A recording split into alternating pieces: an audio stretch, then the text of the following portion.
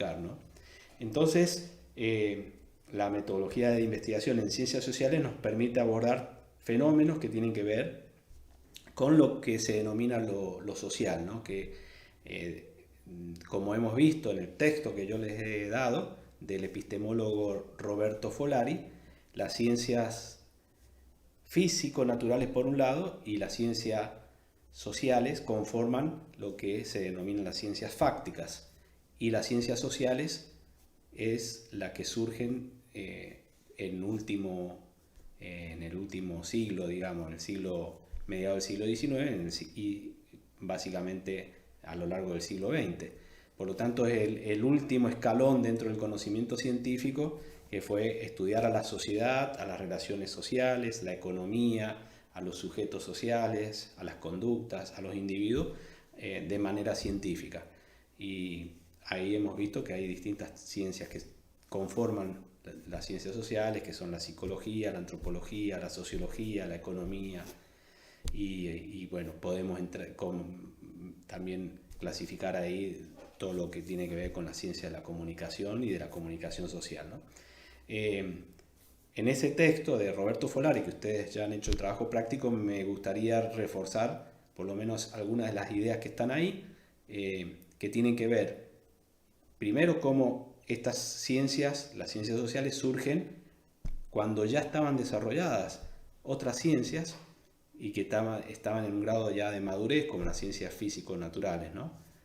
Las ciencias físico-naturales se desarrollan a partir del siglo XV, XVI, con Copérnico, Galileo Galilei, Newton, y dentro de lo que es las ciencias biológicas se conocen muy bien los aportes que tuvo, por ejemplo, Darwin a mediados del siglo XIX también, con la teoría de la evolución de las especies, ¿no? Así que las ciencias físico-naturales ya tenían un gran desarrollo cuando surgen las ciencias sociales. Por lo tanto, el texto de Folari lo que nos hace ver es algunas discusiones acerca del conocimiento científico que tiene que ver con algunas características. Una es la objetividad. Generalmente cuando se habla de ciencias, se habla de un conocimiento que es objetivo. Es decir, ¿qué quiere decir? Se refiere a hechos y a fenómenos que suceden o que han sucedido o que existen en la realidad, ¿no?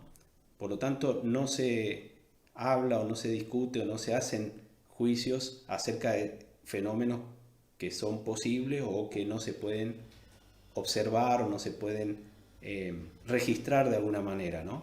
En cambio, las ciencias teológicas, la teología o la filosofía, sí hacen referencia a otro tipo de entes que no son empíricos, ¿no? Sobre todo la teología, por ejemplo, el conocimiento de lo religioso. En cambio, las ciencias sociales buscan la objetividad, es decir, conocer algo que es externo, supuestamente, ¿no? Porque ya vamos a ver las dificultades que hay. Es el ser humano que intenta conocer algo que es externo al propio ser humano, ¿no? Por eso surgen primero las ciencias físico-naturales, ¿no? Los fenómenos de la astronomía, de la física, de la química, los animales, que son entes y objetos externos al ser humano. Luego, en el siglo XIX, comienza la preocupación por tratar de estudiar de manera también objetiva a los comportamientos sociales, a la psiquis, por eso la psicología y otros fenómenos, ¿no? Ahora bien, generalmente lo que nos dice el texto es que siempre se dice que las ciencias físico-naturales son más objetivas que las ciencias sociales. En el texto lo hemos visto, vemos que también las ciencias físico-naturales tienen dificultades para tener objetividad, porque siempre hay un sesgo del investigador o de los centros de investigación donde el investigador investiga, que es, por ejemplo, qué temas se van a abordar, por qué se investiga un tema y no otro. Ahora tenemos el fenómeno del coronavirus. Bueno, ¿por qué se estudia ahora? Muchos están abocados a estudiar este virus. Bueno, porque hay una emergencia social que impacta socialmente y por lo tanto ya hay una necesidad social por la cual se estudia en estos momentos todo lo relacionado a la manera de transmisión, cómo se muta el virus y todo lo demás. Es decir, en cada momento se va estudiando aquello que la sociedad necesita o que ciertos grupos dentro de la sociedad necesitan, ¿no? Sobre todo Acordémonos que la ciencia va muy de la mano con el desarrollo de la industria, de la industria y de la tecnología. Por lo tanto, muchas veces los conocimientos científicos que se tienen son aquellos que ayudan a desarrollar a las industrias y a las tecnologías. Y se dejan de lado otros temas que son muy buenos, que podrían ser excelentes para abordar, pero que no tienen un interés económico o no tienen un interés de desarrollo tecnológico o industrial, ¿no? Por lo tanto, las ciencias físico-naturales también tienen dificultades con la objetividad. Entonces, de ahí una de las preguntas que se hace es si solamente las ciencias sociales es un conocimiento de tipo de construcción social, y se dice que bueno, las ciencias físico-naturales también son una construcción social, en el sentido que surgen en un momento en que la sociedad está preparada para o necesita ciertos conocimientos, ¿no? El otro tema, además de la objetividad, es el tema de la exactitud. Se dice que las ciencias físico-naturales son más exactas que las ciencias sociales porque tienen instrumentos para observar y para medir que son incuestionables. En cambio, en las ciencias sociales es más difícil. Por ejemplo, ¿cómo medimos nosotros la opinión pública acerca de la gestión que tiene el municipio respecto, por ejemplo, al alumbrado, respecto a la recolección de basura? Es muy difícil medir. O, por ejemplo, ¿cómo hacemos para medir la violencia de género? La violencia hacia las mujeres o la violencia hacia las personas con disidencias sexuales. ¿Cómo se hace para medir algo que parece tan intangible? ¿Cómo se toma lo mismo para medir los grados de criminalidad que puede haber en una sociedad o la seguridad, ¿no? Muchas veces se dice, o los medios dicen, la población siente mucha inseguridad. Bueno, pero ¿cómo se mide eso? En cambio, las ciencias físico-naturales ya tienen herramientas para medir. Si es la temperatura, el termómetro; si es la distancia a una estrella, teníamos el desarrollo de los telescopios, pero de otros instrumentos que hoy en día son mucho más sofisticados. Ahora bien, también este texto nos dice que las ciencias físico-naturales también tienen un problema de exactitud. Es decir, nuevos instrumentos van ajustando las mediciones que se han hecho antes. Por lo tanto, la diferencia que hay con las ciencias sociales es una diferencia de grado. Son más exactas, pero no son totalmente exactas. Es decir, siempre hay nuevos instrumentos, nuevas maneras de medir fenómenos que antes no existían y que hace que sean más exactos. Pero nunca se va a tener la medición exacta de un fenómeno, ¿no? Así que ahí tenemos algunas de las características que deben tener la ciencia, que tienen que ser exactas, tienen que ser objetivas, pero vemos que en las ciencias sociales hay muchas dificultades con la objetividad, pero también en las ciencias físico-naturales.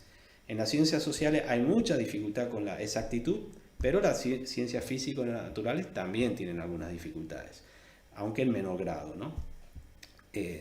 Bueno, después este mismo texto hace referencia a las distintas escuelas filosóficas que han estudiado lo social y de cuál se desprenden distintos enfoques acerca del estudio de lo social.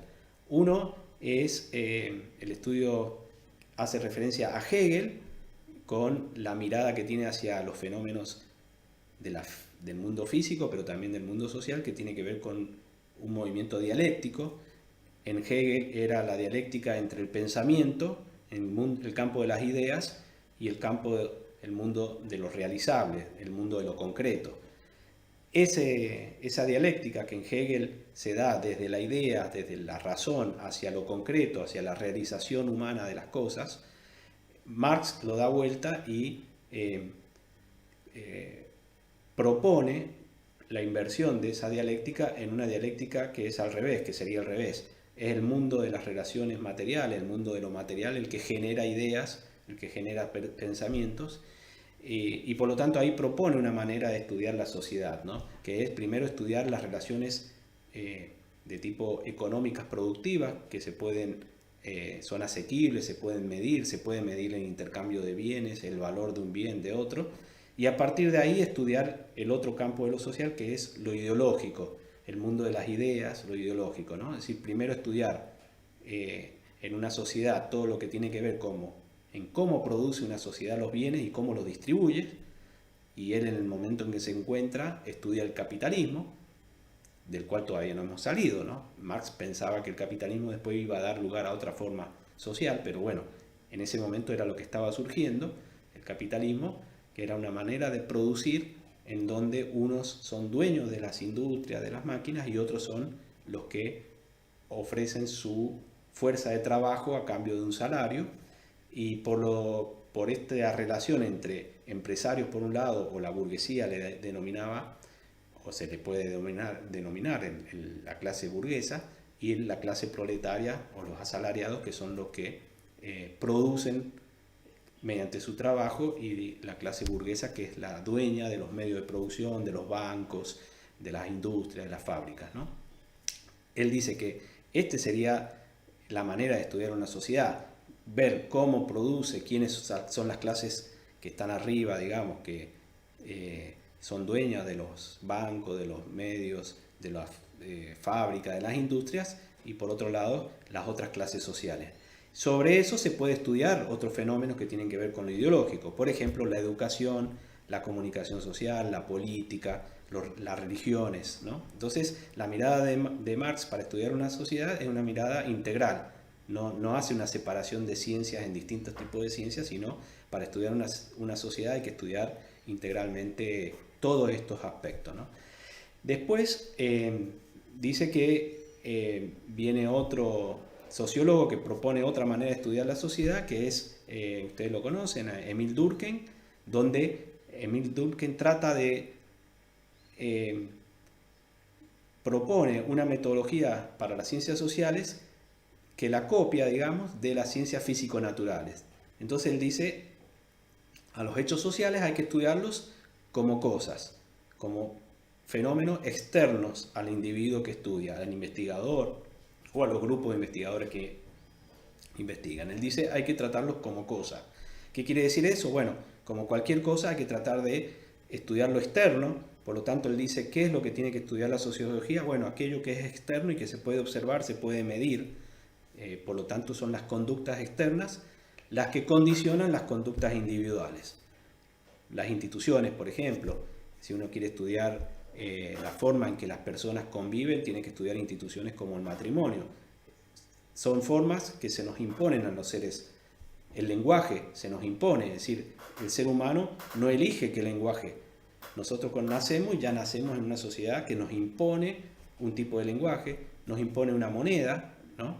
Nos impone el curso de nuestra historia, es decir, de nuestra historia individual. Tenemos que ir a la escuela, tenemos que ir a la secundaria, después hay quien elige una carrera universitaria o no, pero siempre hay ciertos condicionamientos sociales que, aunque nosotros creamos que los elegimos, en realidad hay maneras, desde las más evidentes hasta las más sutiles, son maneras que se nos imponen, ¿no? Por supuesto, una ley, una norma que uno no respeta es una imposición grande. Si uno no respeta un semáforo, puede tener una multa. Si uno no respeta la propiedad privada y roba, puede tener una pena de cárcel, por ejemplo.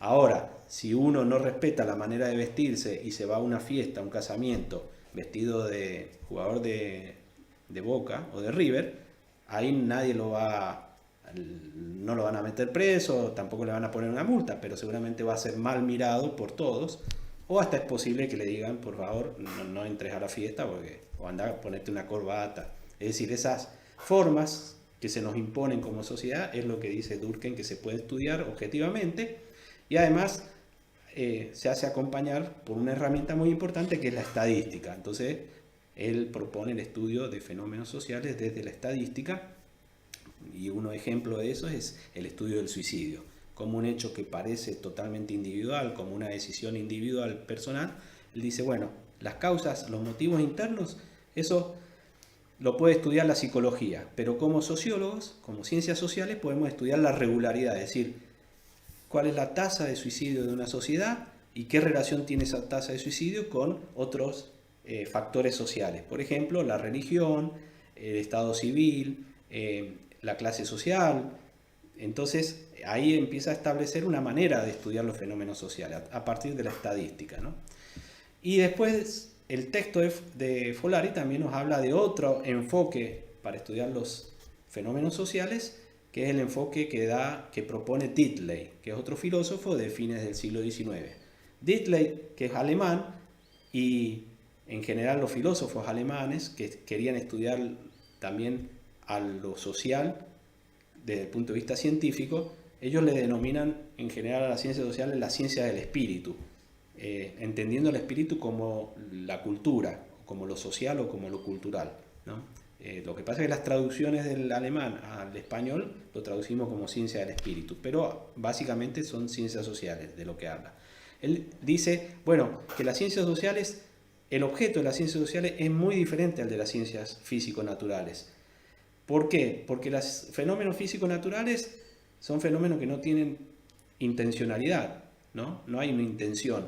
Si una roca se cae de una montaña o si un volcán hace erupción, no hay una intencionalidad detrás de esa acción que es evidente y es observable.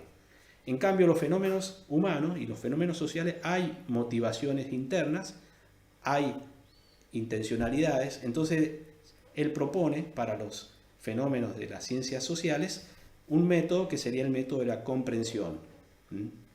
¿Qué significa? Dice, la ciencia del espíritu, las ciencias sociales, lo que tienen que hacer es tratar de comprender desde el punto de vista intelectual los motivos de la acción social, es decir, los motivos de la acción humana orientada hacia otros seres humanos, ¿no? Es decir, no la acción individual, sino la acción del individuo en sociedad. Entonces ahí empieza a haber como una separación dentro de lo que es las ciencias sociales entre dos grandes enfoques.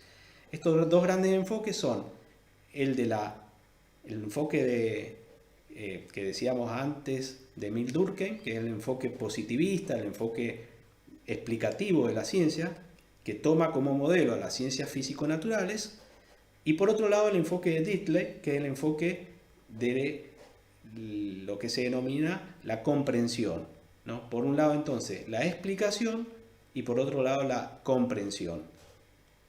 Por eso después se les pide ahí que ustedes hicieran una comparación entre estos tres grandes enfoques, ¿no? El de Marx, que es la mirada y el estudio de lo social desde el punto de vista científico, desde la dialéctica entre lo material y el mundo de las ideas y las instituciones y todo lo que es el mundo social, pero que se basa en lo productivo, en las relaciones económicas. Después el modelo de Diddley, que es el modelo de la comprensión, y el modelo de Emil Durkheim, que es el de las ciencias físico-naturales, que es el de la explicación y está relacionado con la cuantificación de los fenómenos, con la estadística.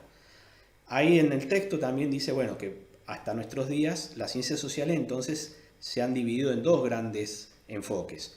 Uno que prioriza o privilegia la estructura, porque tanto Marx como Durkheim hace referencia a cómo para estudiar lo social hay que tener en cuenta lo estructural, es decir, lo macro social, cómo las instituciones, la sociedad, las clases sociales en Marx definen en definitiva lo social y también nuestras conductas y nuestra relación dentro de una sociedad. Es decir, lo estructural da paso para explicar inclusive las conductas individuales. Ese es un enfoque, es decir, son los enfoques que hacen hincapié en la estructura.